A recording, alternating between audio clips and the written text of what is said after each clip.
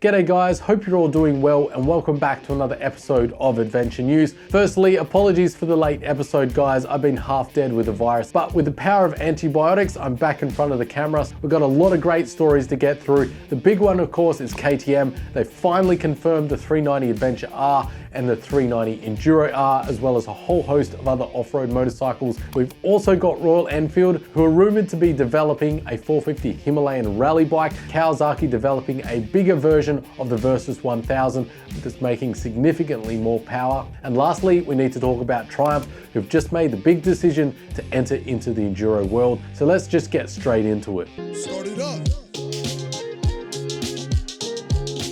KTM have finally confirmed the existence of what we've known from spy shots for a very long time to be the 390 Enduro R and the 390 Adventure R, as well as a few other 390 bikes like the 390 SMC-R, which has also been announced and a complete surprise.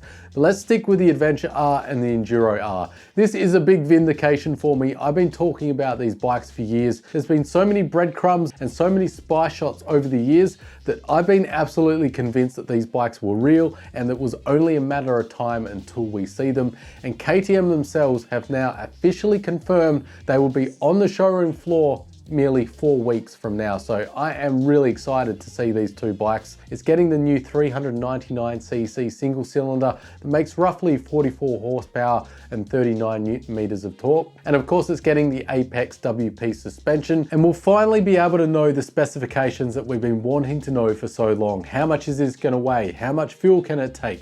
How much travel does the suspension have? What's the seat height? Are we getting both an 1821 setup and a 1917 wheel setup, or are we just going with one wheel size or the other? I personally would like to see both variants. I think the more options, the better, because some people are going to want the bare bones 390 Enduro R. That's the kind of bike that appeals to me. But I also really am interested in the 390 Adventure R if it has the 2118 wheel setup, because that will be such a great jack of all trades with that wind protection, the adventure bike comfort, but it's still got maximum off-road capability. I think that's going to be a very popular motorcycle.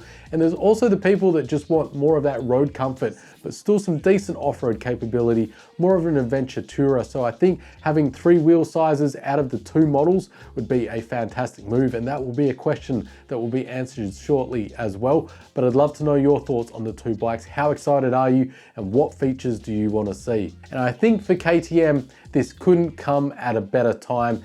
As I've talked about recently, they're really in a lot of financial trouble. And on top of that, they're really not doing well either with their public image, with all this controversy with early camware on the big parallel twin motors like their 790, 890 and 990 engines. And I've done a breakdown of the financials of KTM, but I glossed over an awful lot of stuff because it would be a very long video. Check out Barebones MC's video. It's very good, very comprehensive.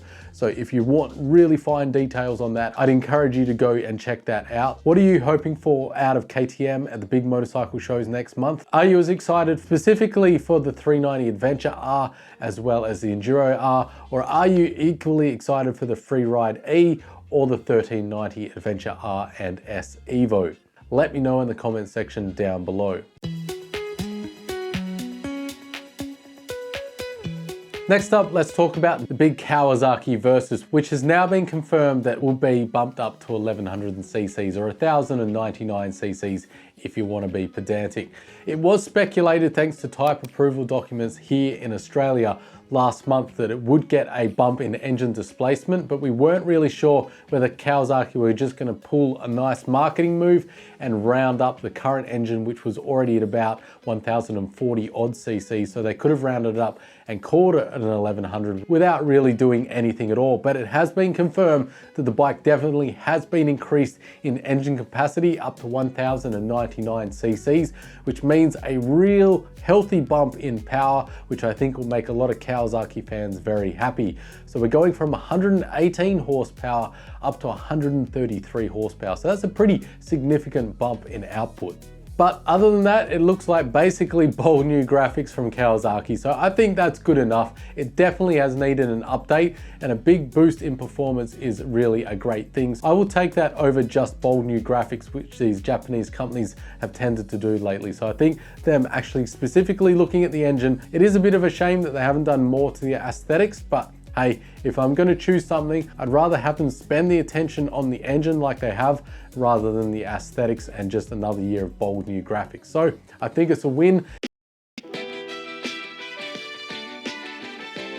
Let's talk about Royal Enfield and their plans for a Himalayan 450 rally. While it hasn't been officially confirmed from Royal Enfield, we've seen the Gorilla 450. There's lots of rumors circulating about a 450 scrambler. Now we have images of what looks to be a 450 Himalayan rally. And these images come from none other than CS Santosh himself. So if you're wondering who that is, that's basically India's best enduro racer. And he's also the guy that you would have seen in a lot of promotional footage for the 450 Himalayan riding it in a lot of the videos. He's posted on his social media this rally bike. Now, this is a bike that is being used to race in competition racing. But the theory here is that this will be a bike that will eventually take all the things that this will have and put it into a production motorcycle. We've seen other big manufacturers like KTM do this for multiple bikes that they test in rallies or enduros to see how the bike does as a prototype to really fine tune it before release. So it's no stretch of the imagination that this is what Royal Enfield are doing. CS Santosh works closely with Royal Enfield now. We've seen that with the 450 Himalayan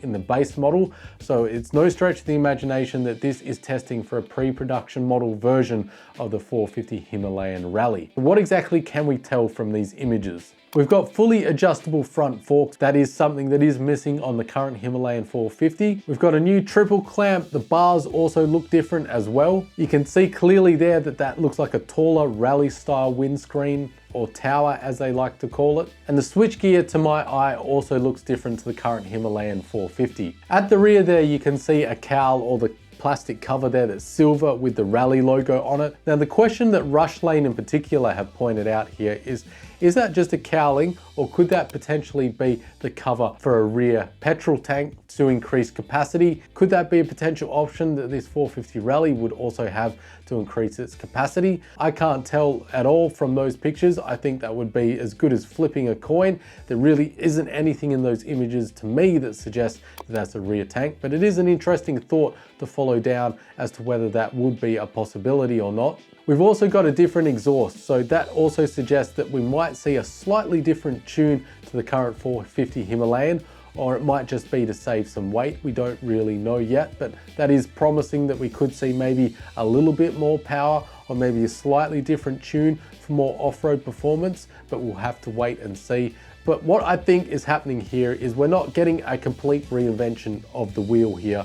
This is going to be significantly based off the current 450 Himalayan, but basically they're strapping on a different exhaust, fresh new suspension, and a whole host of other bolt-on things to make it more capable off-road. But at its core, it's still going to be a 450 Himalayan with just some premium touches to make it more off-road capable. So I don't think we're going to see a drastic reduction in weight or a massive increase in power or performance. And we'll get to see this bike in the flesh at the Bajar Rally this year, so we'll also get to see how it does as well. With KTM just announcing their 2025 390 Adventure R, there's going to be very stiff competition. The CF Moto 450 MT has been taking the world by storm. So I think for Royal Enfield to stay competitive, off-road capable version is a pretty smart move. So I'm excited to see where this development goes and what features we'll be getting on the bike.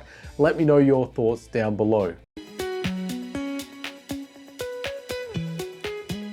Next up, let's talk about Triumph and their entry into the off-road competitive scene. I've been following closely and talking about their entry into the MX scene with the TF250X. One of the reasons I've been following this, even though I'm not into motocross, is I've been fairly certain Triumph would eventually enter into the enduro scene, and that's exactly what Triumph have confirmed. They're stating that in 2025 they will be competing in enduro races. Now you might be asking, why is this so exciting, Solid, if you're mostly dual sports adventure bikes and everything every now and then enduro motorcycles. Well, I think it's really great that in the enduro scene that we're seeing newer entrants or entrants coming back into the scene, like Ducati and like Triumph, because they bring fresh ideas. They're both premium manufacturers, so you know these bikes are going to be very high-end and perform well.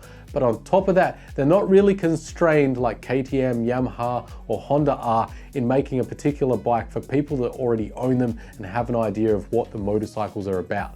They're free to try new ideas and take this at a little bit of a different angle, because sometimes it can really spark fresh ideas and fresh new features that we didn't even know we wanted until they're available. And it raises the bar for everyone because all the other manufacturers have to compete as well. And on top of that, the enduro scene is such a competitive market with KTM, Yamaha, Honda, Husqvarna, you name it, they're all making enduro motorcycles. It really does mean that manufacturers like Triumph will really have to try hard at making a motorcycle that offers not only a competitive option to those other manufacturers, but it might even encourage them to offer a point of difference, so something that KTM hasn't thought about. But on top of that, you know where I'm going. Whenever I hear a manufacturer is getting into the enduro scene, my thought is, well, if they went from MX to enduro and they make an adventure bike, what's the gap in the middle? It's a dual sport. So hopefully not only Triumph will get there now that they're in the enduro world, but also, as I talked about, Ducati will get there. But I'd love to know your thoughts. Would you like to see a Triumph enduro or a Triumph dual sport? I'd love it if they did a 400cc dual sport like the DRZ 400, or maybe a big thumper. But even if they went the way of Honda with their CRF 450 RL, something like that from Triumph would also be fantastic. Something that bridges the gap right between enduro and dual sport. Don't forget to like, share, and subscribe. And as always, guys, don't forget to stay shiny side up.